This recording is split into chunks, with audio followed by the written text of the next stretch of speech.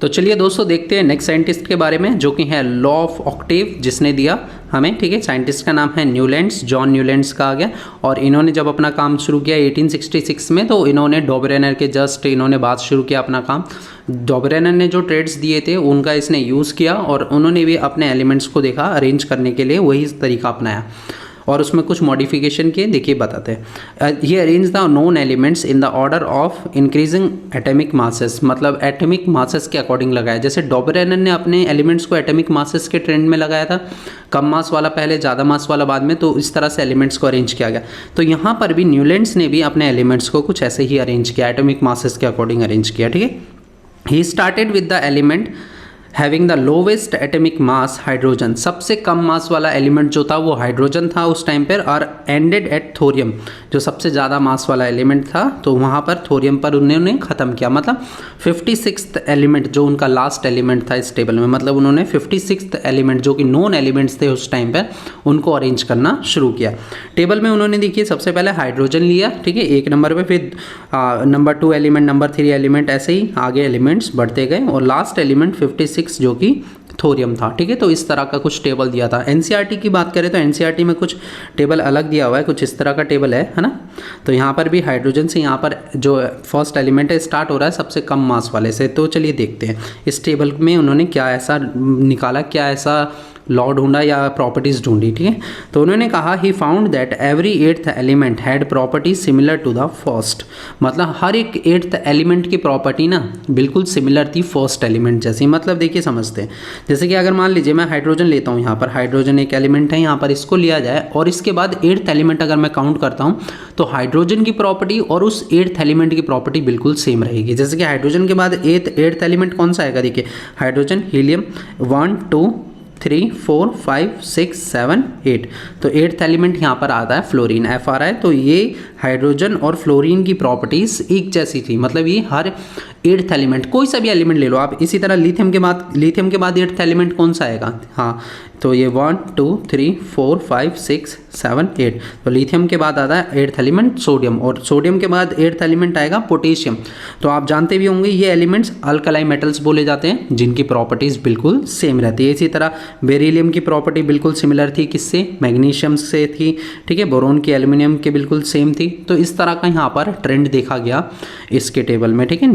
John Newlands ने जो table दिया उसमें हर एक 8th एलिमेंट की प्रॉपर्टी सेम थी और इसी को कहा गया, क्या कहा गया, लॉ ऑफ ऑक्टेव बोला गया, ठीक है। इसी को ही लॉ ऑफ ऑक्टेव, मतलब ऑक्टेव का मतलब होता है 8th एलिमेंट, 8th मतलब, है ना, ऑक्टेव मतलब 8, तो हर एक 8th एलिमेंट की प्रॉपर्टीज़ जो थी वो सेम थी। जैसे कि यहाँ पर देखिए ये सुर होते हैं ना, सा रे गा मा पा धा नी के बाद नेक्स्ट साउंड किसकी आती है, रिपीटेशन होने लग जाती है, सेम, मतलब नी के बाद दोबारा सा आ जाता है ना, नी के बाद सा रे गा मा पा धा नी सा का मतलब है यहाँ पर दोबारा से वही साउंड आ रही है सेम, ठीक है। तो मतलब वो रिपीटेशन हो रही है उसी चीज़ की, सेम प्रॉपर्टी की रिपीटेशन हो रही है। तो इस तरह से कुछ इसको एडजस्ट किया गया, ठीक है, यहाँ पर टेबल के अंदर।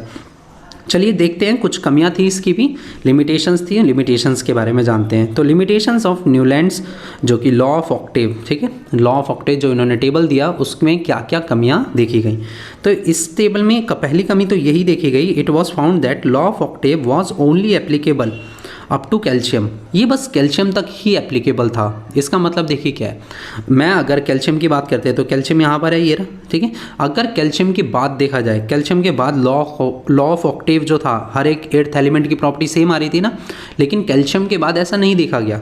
मतलब अगर मैं ये कोई 2 एलिमेंट लेता हूँ यहाँ पर, ठीक है, ये 2 एलिमेंट लेता हूँ, तो 8th एलिमेंट अगर इसकी बात करें तो इनकी प्रॉपर्टीज़ थोड़ी डिफरेंट थी, ये सिमिलर प्रॉपर्टीज़ नहीं देखी गई, ठीक है। तो ये बस कैल्शियम तक ही लागू था, ठीक है। As after calcium every 8th element did not possess property of the similar to that of the first, मतलब वो फर्स्ट वाले एलिमेंट के जैसा उसका प्रॉपर्टी नहीं था, ठीक है। It was assume by the Newland that only 56th element existed in nature. Newlands ने कहा कि 56th एलिमेंट ही है, जितने उसने अपने टेबल में एडजस्ट कर दिए, उसने कहा इतने ही एलिमेंट हमारे नेचर में एग्जिस्ट करते हैं, इसके बाद कोई भी नया एलिमेंट डिस्कवर भी नहीं होगा, ठीक है। No more element would be discover in the future and but later on several new elements were discovered and whose properties did not fit into the law of octave. उसके बाद भी ना, जैसे उसने कहा 56th एलिमेंट ही है nature में, लेकिन उसके बाद भी बहुत सारे ऐसे एलिमेंट डिस्कवर हुए 56th के बाद भी, ठीक है, लेकिन अब वो न्यूलैंड्स के टेबल में फिट नहीं बैठ रहे थे। जैसे बिल्कुल सेम डॉबरेनर के साथ हुआ। डॉबरेनर ने क्या करा था, वो जो साइंटिस्ट था उसने एलिमेंट्स को अपने एटॉमिक मासेस के अकॉर्डिंग लगाया था और फिर 3-3 के ट्रेड्स बना दिए। 5 ही ट्रेड्स आइडेंटिफाई हुए थे वहाँ पर। उसके बाद नए एलिमेंट टेबल में वहाँ भी फिट नहीं हो रहे थे और यहाँ पर भी ऐसा ही हुआ, नए एलिमेंट्स अब आ रहे थे तो वो टेबल में फिट नहीं हो रहे थे। तो ये भी एक तरह की इसकी कमी थी, एक लिमिटेशन थी, ठीक है। तो ये 2 लिमिटेशंस हैं। चलिए देखते हैं नेक्स्ट। तो यहाँ पर Newlands adjusted 2 elements in the same slot. देखा होगा बहुत सारे एलिमेंट्स को सेम स्लॉट में रख दिया। देखो ये एक ही स्लॉट में है दोनों एलिमेंट, ये दोनों एलिमेंट एक ही स्लॉट में है, तो ऐसा भी देखा गया। और एक चीज़ और देखी गई इसके साथ साथ, but also put some unlike elements under the same note. और सेम नोट सेम कॉलम के अंदर एक जैसे एलिमेंट, मतलब अलग अलग, जैसे कि अगर बात करते हैं कोबाल्ट और निकल की अगर हम बात करें तो ये इस वाले ग्रुप में रखा गया है इसको ना, इस ग्रुप में। तो इस ग्रुप की अगर बात करें, चलिए देखते हैं, हाइड्रोजन, फ्लोरीन, क्लोरीन और ब्रोमीन, ये सारे तो एक जैसे हैं, ये सारे एलिमेंट एक जैसे, इनकी प्रॉपर्टीज एक जैसी है। लेकिन अगर कोबाल्ट और निकल की बात करें तो ये इनसे बहुत ही डिफरेंट है, लेकिन तब भी इनको सेम कॉलम में रख दिया गया, ठीक है। पहली चीज़ तो देखो, 1-2 एलिमेंट्स को एक ही स्लॉट में रख दिया और दूसरा एक ही नोट के अंदर भी रख दिया उसी को, ठीक है। तो ये यहाँ पर भी कमी देखी गई, मतलब।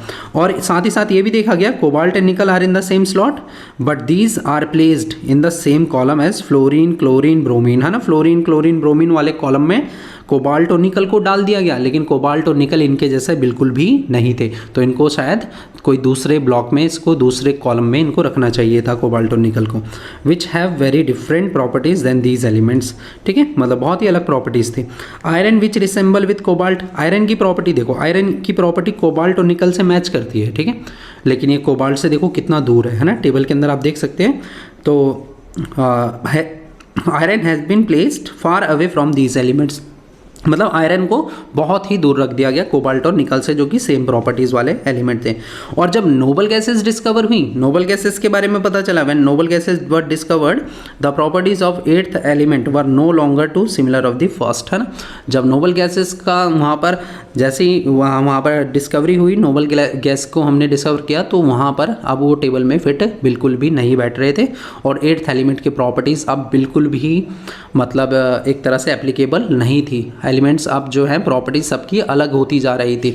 तो ये था लिमिटेशंस थी कुछ न्यूलैंड्स की। दोस्तों अगर आपको ये वीडियो अच्छा लगा, चैनल को सब्सक्राइब करें, बेल आइकन का बटन दबाएं और इसे अपने दोस्तों के साथ भी शेयर करें।